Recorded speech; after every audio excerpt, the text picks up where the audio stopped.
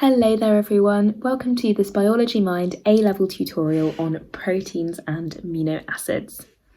Now this is going to be a very basic introduction to give you those building blocks and foundation of knowledge which we can build upon over the next few tutorials. So just to recap, in the last lesson we learned about lipids and how different types have different functions within the body. You now understand triglycerides and their role as energy stores, as well as phospholipids' role as a structural component of cell membranes. Alright, so our two key learning objectives for today is number 1, looking at the structures of amino acids, and number 2, looking at the groupings of amino acids.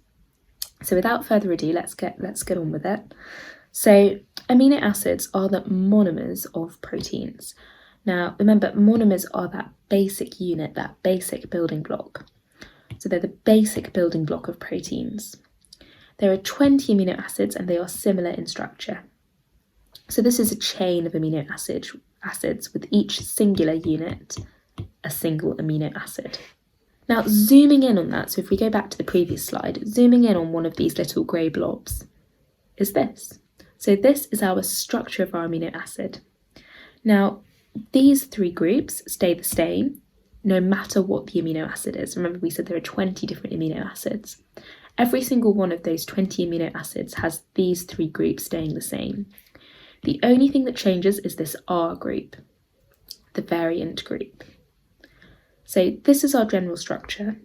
So one end has an amine group, which is also called the N-terminus. You might hear it referred to as the N-terminus.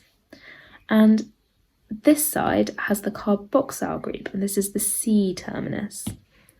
So C-terminus.